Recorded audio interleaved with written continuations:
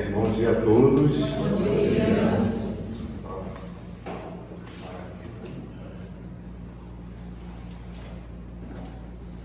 Bem, então estamos dando início, né, a mais uma reunião, mais uma palestra pública aqui na nossa casa. E hoje, né, com o tema Quem é Jesus, né? Esse mês de dezembro, as nossas reuniões públicas, né, os temas são dedicados a Ele, né, a Jesus, onde a gente conversa mais sobre esse espírito grandioso, né, de forma mais assim ostensiva. Não que nos outros dias que estejamos aqui a gente não fale sobre ele, né, mas é um mês assim mais dedicado, né? Todos os domingos com um tema relacionado a Jesus, né? E hoje não vai ser diferente, né? O nosso tema tem como título Quem é Jesus, né? E para a gente começar, quando a gente fala, né, quem é Jesus, uma pergunta, a gente deduz que vai ser assim um tema meio biográfico, né? E é mais ou menos por aí. Quando a gente estuda Jesus, né, e o analisa, a gente pode assim estudá-lo de duas dimensões diferentes, né? A primeira seria analisar Jesus do ponto de vista assim como ser humano, né? Como criatura encarnada enquanto ele esteve aqui entre nós, né? E uma outra forma de analisar Jesus é trazendo a dimensão espiritual, né? Analisando Cristo como Espírito, né? O Espírito Jesus. Aí a coisa se expande, né? Se modifica, né?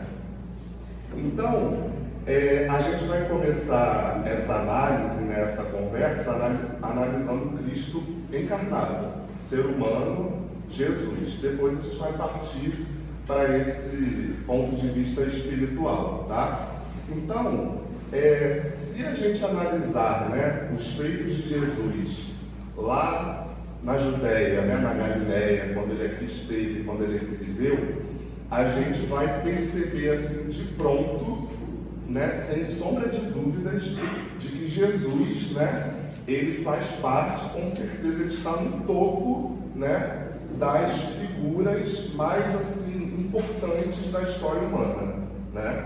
Jesus Cristo, com certeza, está lá no topo pelos feitos dele, né? E olha que interessante, né? A gente até comentou um pouquinho sobre isso na mocidade no domingo passado, né? O Mahatma Gandhi, que é um líder espiritual hindu, né? Ele pertence ao hinduísmo.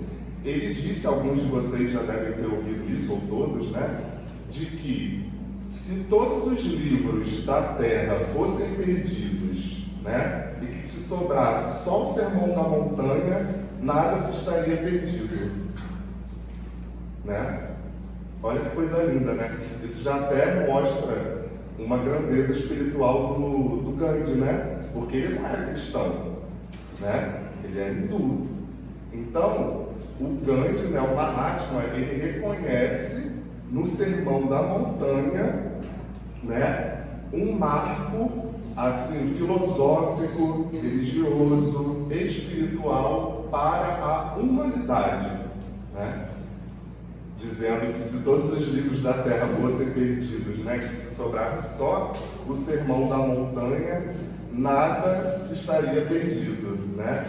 Então olha que coisa bonita, né, interessante. E é verdade, porque o que aconteceu lá no Sermão da Montanha, né, quando Jesus esteve lá e trouxe para a gente uma maravilha, né? Foram as bem-aventuranças, né? Foram as bem-aventuranças que ele trouxe para a gente lá no Sermão da Montanha, né? Que foram 7, né? E essas 7 bem-aventuranças, Jesus, quando ele as promulga, ele finca, né? Ele traz para a gente as bases, né, morais da sua doutrina e do seu evangelho. É através das bem-aventuranças que ele, né, promulgou lá no Sermão da Montanha, né? O nosso objetivo hoje aqui, gente, não é estudar as bem-aventuranças, né?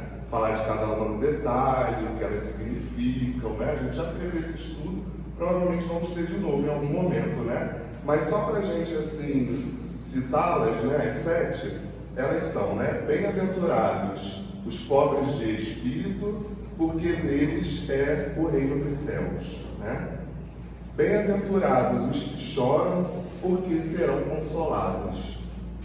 Bem-aventurados os mansos, porque herdarão a terra. Bem-aventurados os misericordiosos, porque receberão a misericórdia. Bem-aventurados os puros de coração, porque verão a Deus. Bem-aventurados os pacificadores, porque serão chamados filhos de Deus. E a última, né, a 7ª, bem-aventurados os que sofrem perseguição por causa da justiça, porque deles é o reino dos céus, né? Então essas são as 7 bem-aventuranças que Jesus trouxe para a gente naquele momento, né? E como eu disse, citando essas 7 bem-aventuranças e explicando-as, Jesus ele finca, né, a base moral do seu evangelho e da sua doutrina. É naquele momento ali. Por isso que o Mahatma Gandhi disse aquilo, né?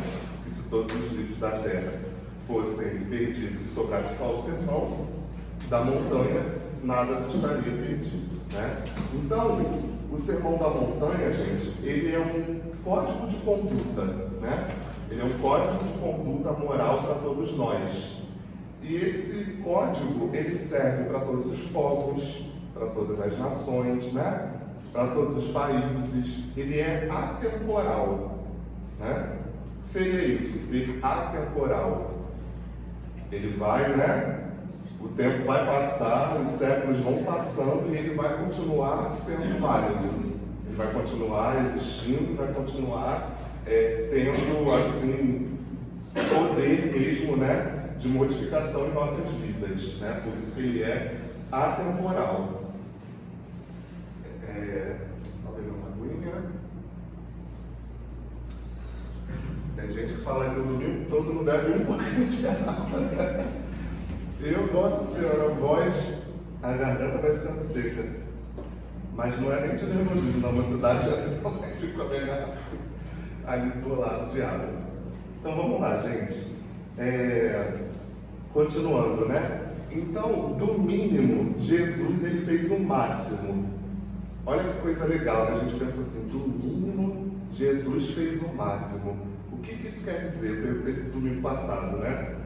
Na mocidade, até quem adivinhou, acho que foi a Tamires, ela está aí hoje. Então, o que significa isso, né? Dizer que do mínimo, Jesus ele fez o máximo. A gente está falando primeiramente do ponto de vista material, né? Jesus encarnado, ser humano, né? Então, Jesus ele nasceu numa manjedoura, não é isso? Né? Tinha uma família excelente, bem estruturada, mas ele não possuía facilidades materiais, né? Não era nada assim grandioso, exacerbado, né? Ele tinha o necessário, né? Vamos dizer assim. Era tudo muito simples, né? E tudo de uma forma muito humilde do ponto de vista material. E ainda assim, mesmo com toda essa simplicidade, né? Mesmo com toda essa humildade do ponto de vista material também, Jesus ele provocou, né, essa ação transformadora em todo o nosso planeta, né? Em todo o nosso globo, mesmo com poucas facilidades materiais, né? Então, o que isso vem trazer para a gente de ensinamento prático, vivo, né? Através de Jesus. A gente precisa ser rico para fazer o bem, né? Para fazer a caridade, para propagar o amor. A gente precisa ter facilidades materiais. Eu só vou fazer o bem, eu só vou ajudar o outro se eu tiver tanto na minha conta. Eu só vou ir lá, me manaviando, para a tarefa X, se eu tiver isso ou aquilo dentro da minha casa. Não, né? Não tem nada a ver. Uma coisa não está ligada à outra, né? Se fosse assim, todas as pessoas ricas, né, seriam maravilhosas do ponto de vista moral, né? E a gente sabe que não é assim, muito pelo contrário até, né? como a gente sabe, a riqueza é uma prova muito mais difícil do que a pobreza, muito mais, né? A pobreza, ela tende a provocar no ser humano uma humildade maior, né? Uma simplicidade, enquanto a riqueza, isso aí tem que ficar mais vigilante, né? Então, Jesus traz esse ensinamento para a gente, né? Com esses feitos da sua vida, né? Não tendo essas facilidades materiais, né? Então, com todo este feito, o que acontece, né? Jesus, ele vai se tornar modelo e guia para a humanidade, para a nossa humanidade, para o planeta Terra, né? Ele se torna modelo e guia. Então, ele se torna modelo e guia para o próprio Mahatma Gandhi, né? Para o Martin Luther King e vários outros pacificadores também. Ele é guia e modelo da humanidade, de todos nós, do planeta Terra. Ele é o governador do planeta Terra, Jesus Cristo, né? Então, continuando a análise do ponto de vista material, tá, gente? Jesus encarnado. Então, embora Jesus, né, ele tenha nascido num tempo histórico e numa cultura específica, Jesus, ele agiu além do seu tempo, né?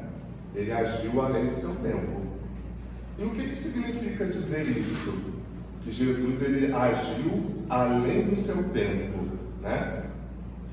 A forma como ele tratava as mulheres, os perseguidos, né? As pessoas em sofrimento, que tinham a lepra, os cegos, os obsidiados, as pessoas que eram marginalizadas, que não eram vistas, né? Como às vezes até hoje ainda acontece, né?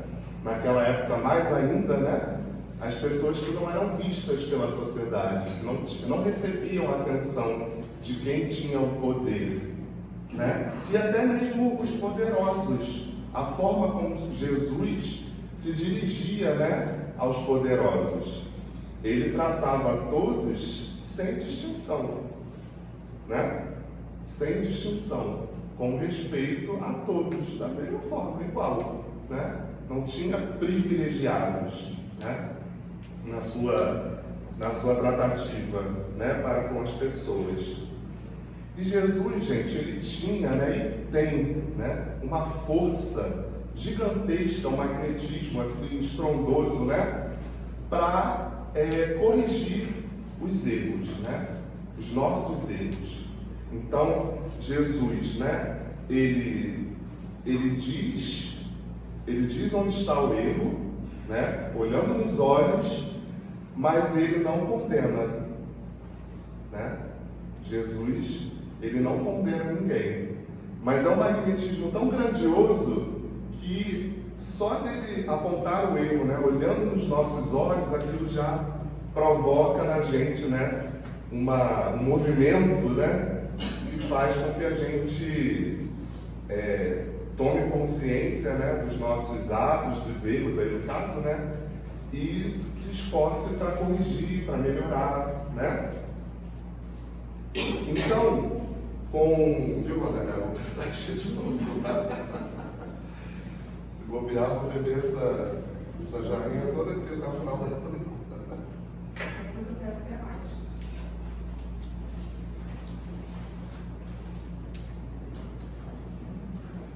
Então, com isso, gente, Jesus, ele vai nos trazer um outro ensinamento, né? Com essa questão toda de tratar todos, né, com o mesmo respeito, com a mesma dignidade. Em nenhum momento Jesus, ele fez uso da força. Em nenhum momento Jesus fez uso de armas, de bombas, de espadas, né, para se impor, para mostrar o que ele queria mostrar. Em nenhum momento, né? A gente acabou de ouvir a música ali, ele veio, né? Mãos vazias, desarmadas, né? Sem escudos nem espadas, né? Só o amor, né? Por todos nós. E o que ele vem trazer de outro ensinamento para a gente com isso? A gente precisa de arma para fazer o bem? A gente precisa de arma para fazer o amor? Para propagar o amor, né? Para trabalhar e elevar a nossa moral? Não, claro que não, né? Nunca foi assim, nunca será. Exemplo maior, Cristo Jesus, né? Então a gente não tem como ir contra esse exemplo divino maior do Cristo, né? Então, continuando, um outro feito incrível, né? Jesus, como guia e modelo da humanidade, ele muda o rumo do nosso planeta, né? Assim como nunca visto antes. E uma coisa que aconteceu na história, né? Que a gente também comentou no domingo passado, na juventude, né? Que Jesus, ele muda de tal forma o rumo do nosso planeta que ele faz com que a história seja assim dividida, né, vamos dizer, entre antes e depois do Cristo, né? Os livros de história estão aí, né, mostrando os acontecimentos, né, muitos dos que a gente estuda, né, e que a gente vê antes e depois do Cristo. Tamanha, né, a grandiosidade, tamanha a nobreza, a realeza espiritual deste espírito, né? Ninguém até então tinha promovido este feito no nosso planeta, né? Mudar a história para antes e depois dele, né? Não é para qualquer um, né, gente? Com toda certeza. Por isso que ele é o governador do nosso planeta, né? Então, todos esses pontos, né, que a gente trouxe aqui até agora, como eu disse, tratam assim aspectos da vida do Cristo encarnado, como ser humano, né? E daí agora a gente vai partir, a gente vai estender, né, aqui um pouco a nossa análise, o nosso estudo, trazendo a dimensão espiritual, né? Ou seja, analisando Cristo, Jesus, como Espírito, o Espírito Jesus. E aí quando a gente estuda, né, e reflete sobre o Espírito Jesus, não mais o ser humano que esteve aqui encarnado, nós vamos ver, né, e perceber que Jesus, ele é um Cristo. Jesus, ele é um Cristo do ponto de vista espiritual. E o que significa dizer, né, que Jesus, ele é um Cristo? Né? A gente vai ver isso aqui agora, né? Uma inteligência divina que possui assim um processo, né, de comunhão, né, um laço indescritível com o Criador, né? O Cristo possui um laço de comunhão indescritível com o Criador, com Deus, né, nosso Pai. Então, Jesus, ele é um co-criador. É um co-criador em plano maior. Jesus, né? Então, é uma grandeza, gente, espiritual, né? Uma nobreza, uma realeza, como nós estamos falando aqui, né? Que nós não temos parâmetro, nós aqui, seres humanos, encarnados, no mundo de provas e expiações, o nosso nível de inteligência não possui parâmetros suficientes para entender assim, de forma plena a complexidade e o nível da grandeza espiritual de Jesus. O que a gente sabe e o que a gente tem condições de assimilar, entender, é o que a gente está dizendo aqui hoje, né? É o que a gente estuda no dia a dia aqui na casa ou fora dela, né? São as instruções, as mensagens que os Espíritos trazem para nós, porque conforme a gente vai progredindo, a gente vai expandindo, né, essa nossa capacidade de inteligência, de entendimento, né? Então, ele é o Espírito que dirige a evolução planetária, né? A evolução do nosso planeta. E quando nós vamos lá para o capítulo 2,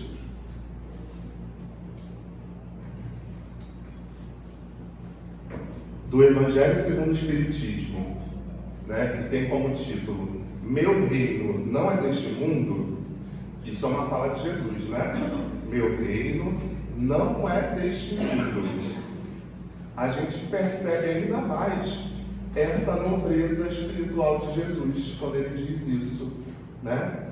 Não uma nobreza humana, não é isso, né? Não é uma nobreza humana, uma nobreza financeira, econômica, política, da força. Não é isso. Não é isso, essa nobreza, né?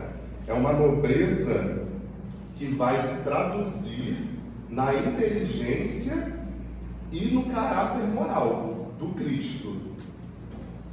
É uma nobreza relacionada a essa grandeza de inteligência e essa grandeza de caráter moral do Cristo. Isso sim é a nobreza que ele representa, né? Que ele representa para nós, né? Uma grandeza que, como estamos aqui estudando, né, que o torna guia espiritual do nosso planeta, né? Aí, gente, quando nós vamos lá para o Livro dos Espíritos e lemos a pergunta 625 que o Kardec fez para os Espíritos, vocês, né, já devem ter com certeza visto, conhecido. Olha a pergunta que Kardec faz, né? Qual o tipo mais perfeito que Deus já ofereceu ao homem para lhe servir de guia e modelo? Pergunta que Kardec faz aos espíritos superiores, né? Vou ler de novo. Qual o tipo mais perfeito que Deus já ofereceu ao homem para lhe servir de guia e modelo? A resposta dos espíritos é o quê?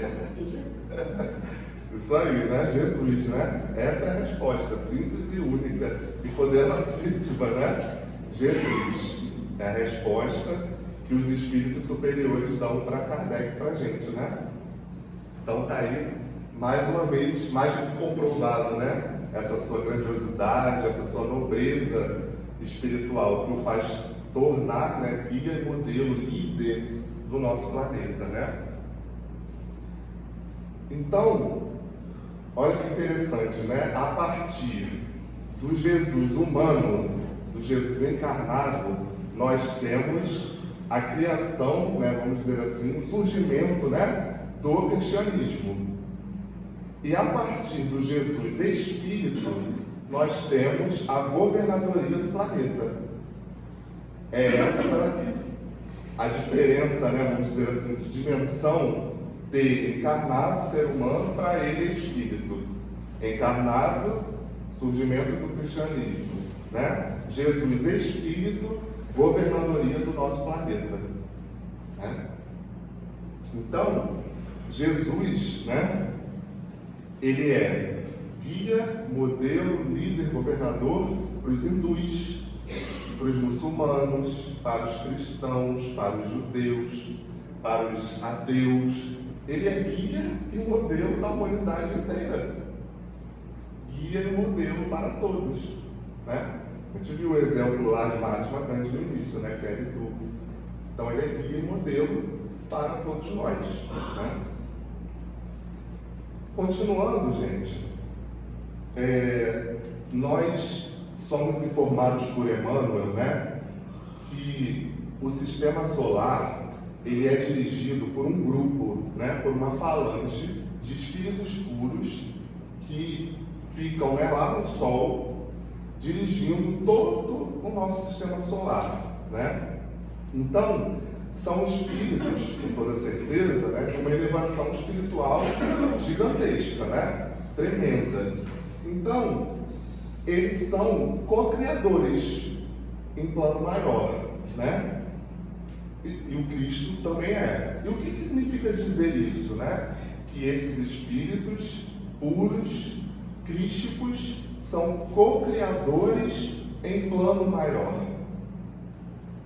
né?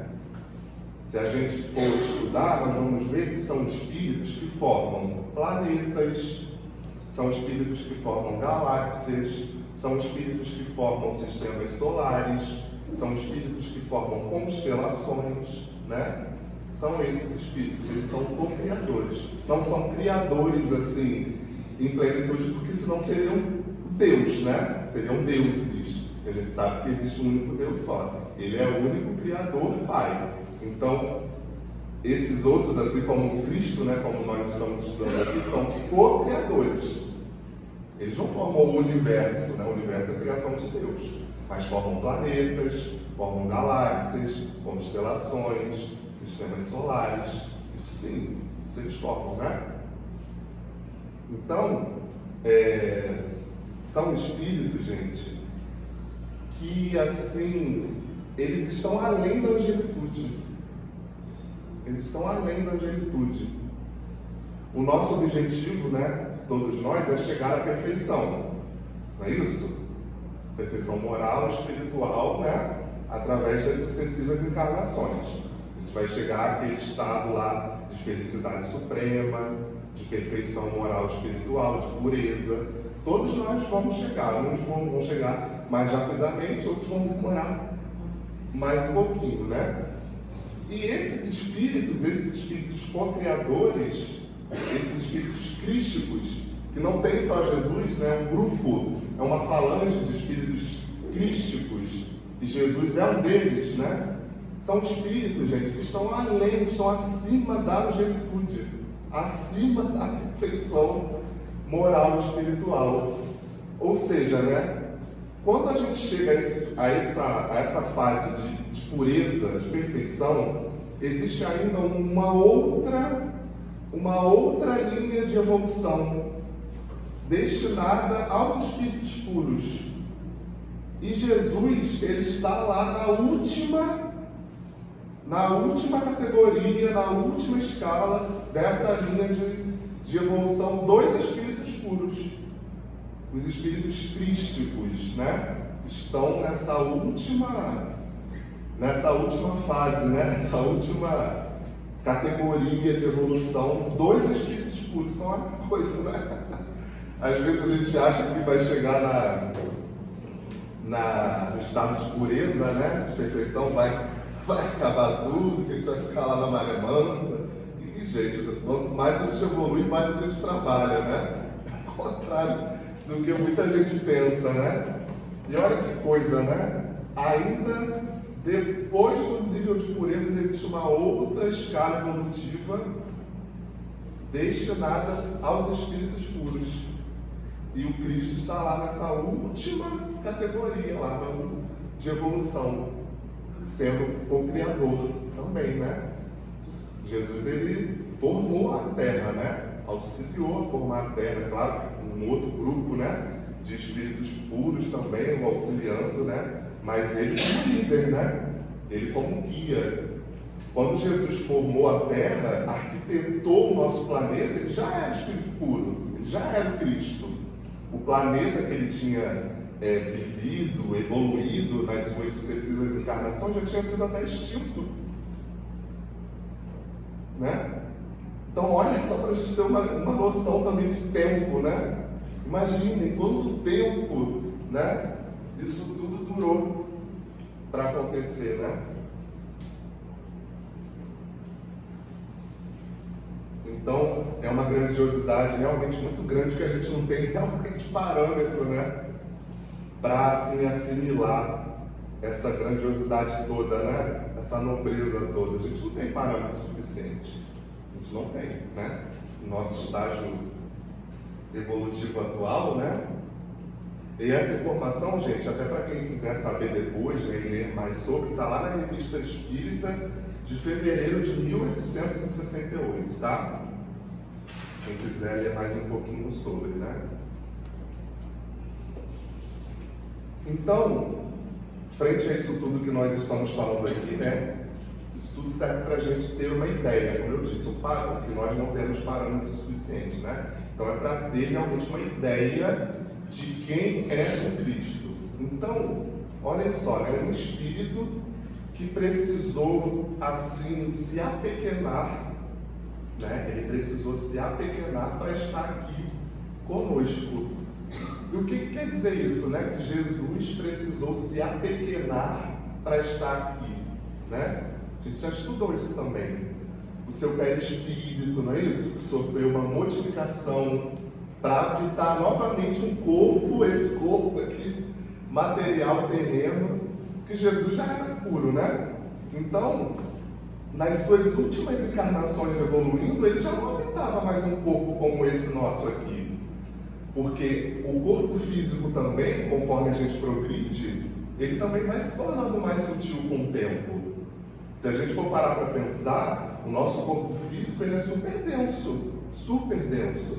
O intestino tem não sei quantos metros de comprimento, né? Olha que grosseria, né, do nosso corpo. Então, espíritos que reencarnam em mundos superiores, eles vão tendo o corpo físico mais sutil também, mais leve, né, menos denso. Assim como o perispírito. O perispírito que já é formado de uma matéria sutil, vai ficando mais sutil ainda também, conforme o espírito progride, né? É uma matéria quintessenciada e vai se tornando mais e mais com a evolução, né? Então, Jesus ele teve que se apequenar para se corporificar aqui na Terra nesse sentido. E também até das suas faculdades também. Das suas faculdades espirituais, dos seus poderes, das suas manifestações, né? De alguma forma, habitando um corpo que ele não precisava mais habitar, né? Não precisava mais vir aqui e passar por todo esse processo, modificação do perispírito, vir aqui entre nós, né? Nos dar o exemplo, com toda certeza as suas faculdades, as suas manifestações de alguma forma tiveram que se apequenar, né? Então, é para a gente ver, nossa, que grandiosidade mesmo, né? Um espírito que não precisava mais fazer isso. Jesus não precisava mais reencarnar já há muito tempo, né? Então, ele faz isso com qual objetivo? Né? De nos mostrar o exemplo, de nos mostrar o caminho. Como que um guia, gente, como uma pessoa vai liderar alguém se ela não ensina como faz? Não tem como. Vou chegar aqui no Anaviana, por exemplo, aí chegam para mim, agora só hoje você vai fazer isso aqui, isso assim, assim, assado, mas ninguém explicou nada como faz. Vai dar certo? Não vai.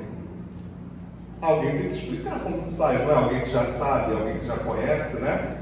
A situação tem que explicar como que faz. Então, como que ele, como guia, como líder da humanidade, vai explicar para a gente como fazer as coisas, né? Como dar o exemplo, sem vir até a gente, né? Sem vir até o nosso lado e não nos explicar como fazer. Não tem como. Porque não tinha ninguém até então para explicar como ele poderia explicar. Porque senão não teria sido Jesus, né? Teria sido uma outra pessoa, um outro espírito. Mas a gente sabe que perfeito que passou aqui na Terra é só Jesus, né? Só teve ele. Não foi Mahatma Gandhi, não foi Martin Luther King, não foi nenhum outro pacificador, né? Foi Jesus, só ele foi perfeito e puro que passou por aqui, né? Então tinha que ser ele. Tinha que ser ele para vir aqui do nosso ladinho, mostrar, olha, não é assim, é desse jeito, né? Então, ele desce, né, das culminâncias espirituais, da onde ele estava, né? De onde ele habitava, para estar aqui do nosso lado, né?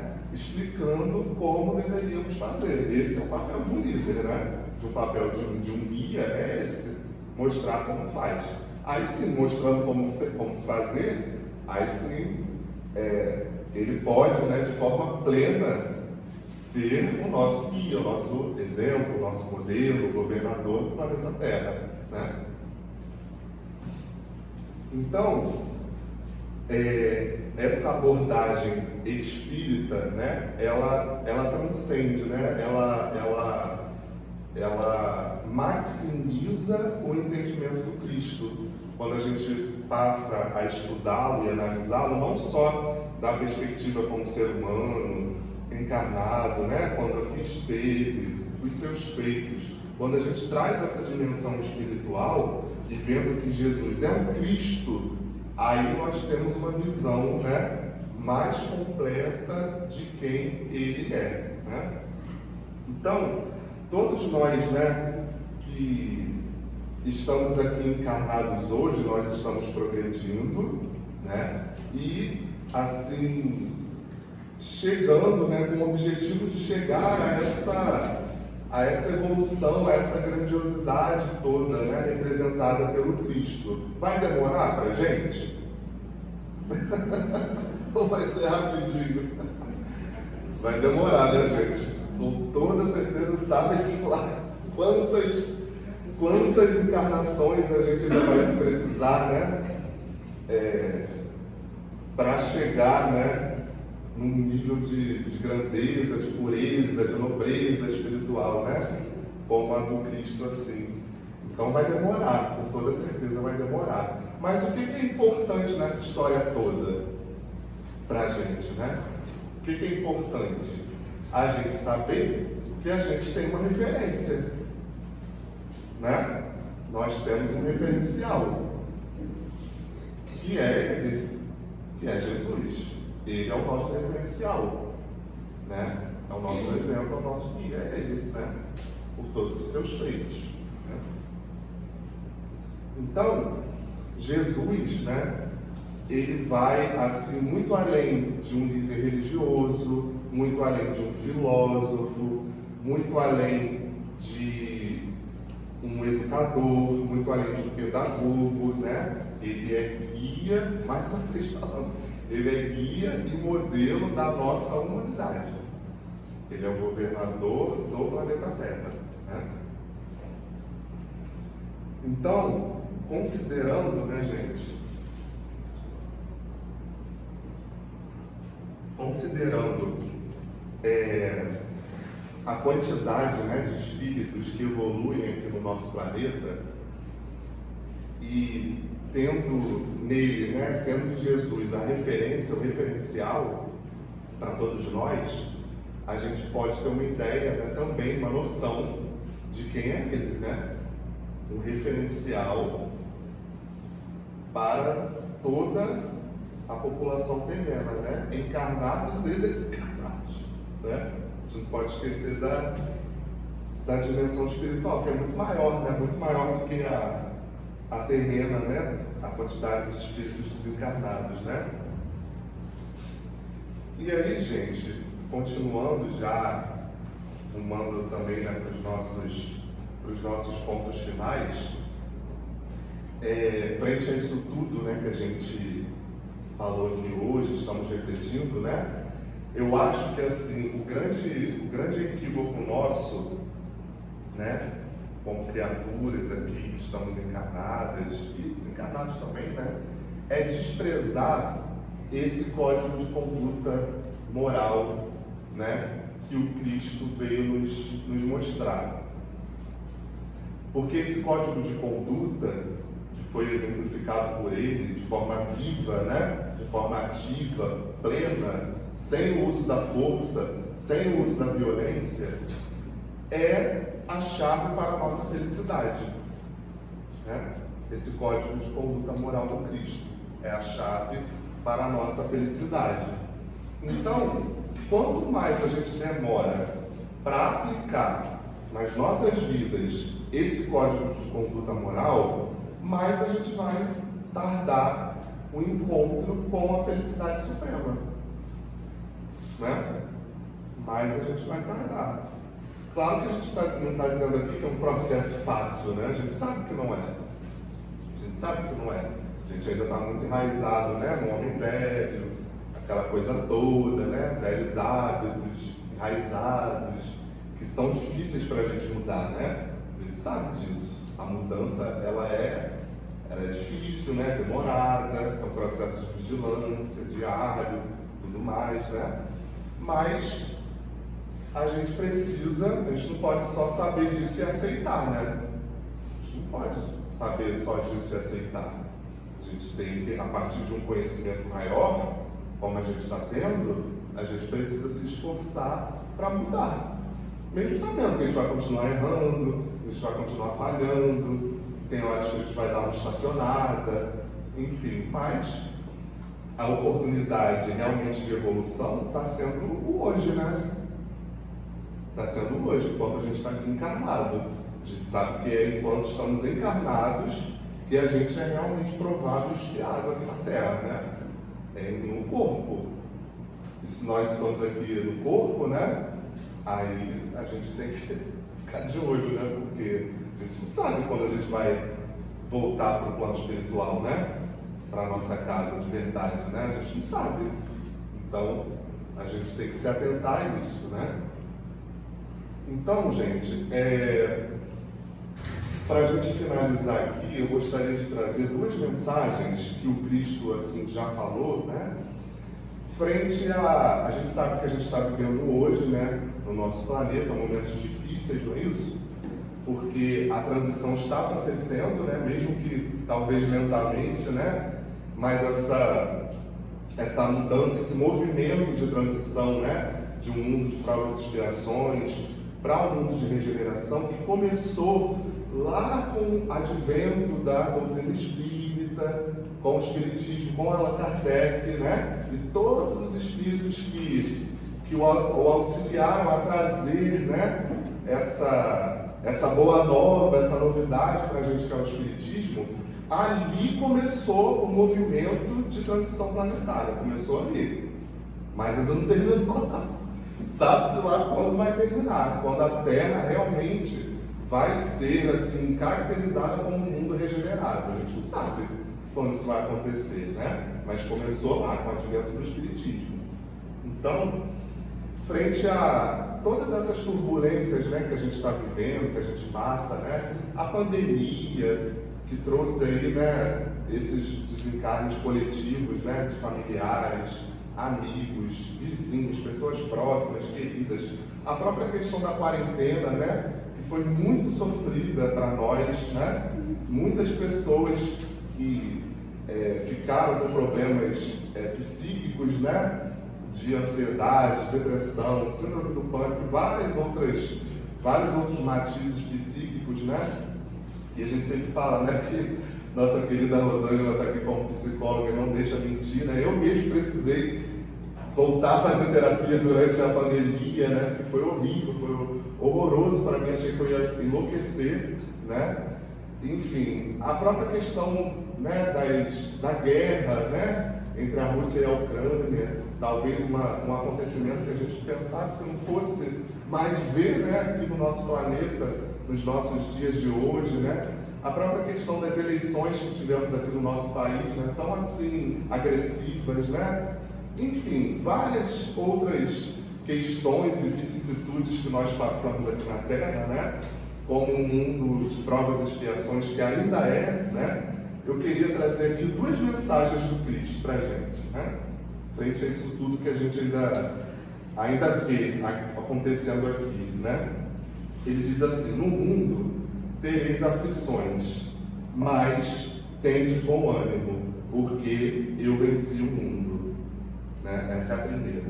E a segunda é essa aqui: vinde a mim, vós estáis cansados e oprimidos, e eu vos aliviarei, porque o meu jugo é suave e o meu fardo é leve. Né? Então, essas são assim as mensagens que eu queria trazer do Cristo, né, para servir de consolo, né, de alívio para a gente, frente a essas turbulências todas, né, essas vicissitudes que a gente ainda vê acontecendo, né, aqui, tanto no nosso país, quanto também a nível global, né, no nosso planeta. E para encerrar, gente, eu vou colocar aqui uma música, né, que é da Ana Cláudia Bittencourt, chamada Jesus. Acredito que vocês devam conhecer também. Vou colocar a letra ali no projetor para a gente poder cantar.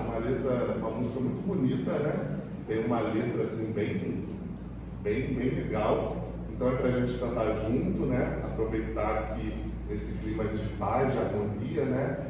E finalizar dizendo, né, que o nascimento de Jesus, que ele não se limite só para o mundo, né?